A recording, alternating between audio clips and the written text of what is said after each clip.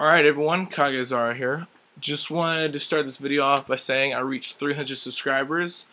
Unfortunately, I had no spectacular video planned for 300. Planning on doing another spectacular big celebratory video for 500 subscribers.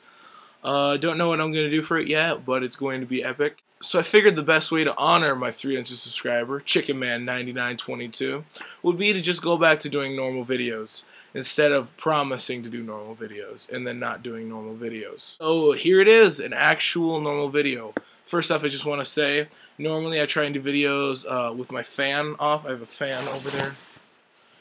Normally I turn my fan off, but it is way too hot today. So bear with me, there's a little white noise in the background, it's no big deal, I just normally don't like to have it, and I just wanted to say that. We already have fantasy knives and practical knives. Now I'm going to have to make a third category, which is just collector's pieces, because I'm a knife collector as well as a practitioner. I like to have the cold steel knives, the indestructible USMC K-bar, and Benchmade and all that, but I also like to have knives that are interesting, not quite real life usable, but interesting, you know, cool stuff. And this next knife is one of those things where I might use it in a real life scenario.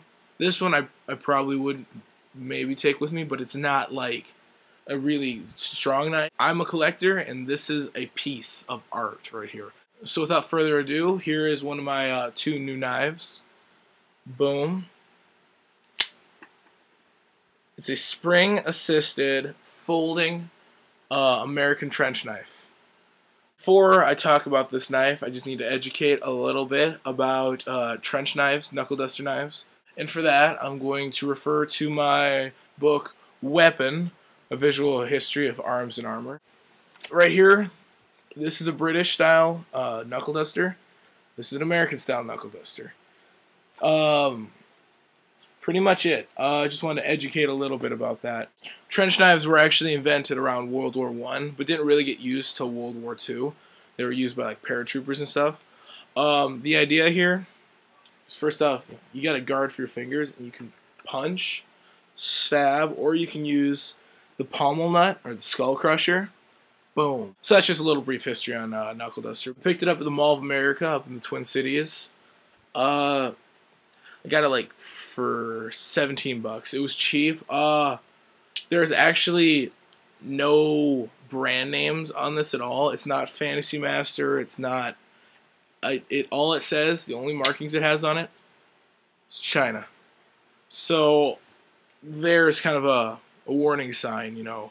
It's not super high quality, but it's still cool. It's a good design for a knife, but it's like, it's poorly made. It's China, but it's still, you know, a cool piece. So yeah, 4 finger holes, all of them stud spike. I've had this for about a month now, and I've carried it a little bit and had a little fun.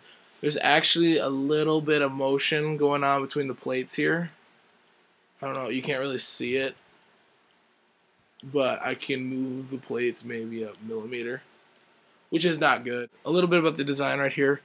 Pretty much, it's a spring-assisted knife right there, a really streamlined one, and then it's got 2 knuckle duster plates on either side. And the plates are moving around a little bit right now because I've used this a bit. Not cool. Not cool at all, but shouldn't be using it because it's just a collector's piece. But I had to try. A tip for owning a knuckle duster is you're going to want to practice on something softer first so you learn how to hold it. Because the first time, if you punch something hard your first time, it might be painful.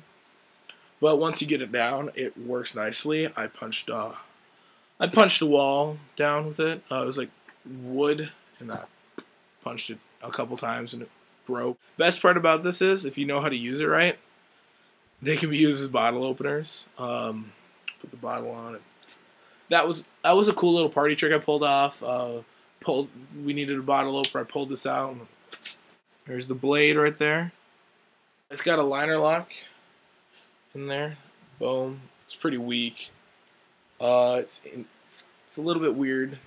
You know, you have to stick your thumb in the first hole right here, push the liner lock down, and then you get it to up there, and then the reverse spring will take it right there, and then flipper, spring assist out.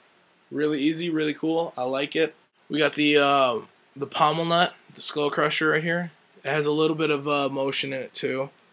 It's just because it's poorly constructed. I don't regret buying this because it's really cool, but I wish it were better. So before, this isn't a knife review. It's just showing everybody this awesome knife. Honestly, I mean, you know, I'd never carry this with me. I won't recommend you buy it unless you're looking for a collector's piece. Something to put in the old knife case or something like that. More videos to come. I'm kagezara. Rock on.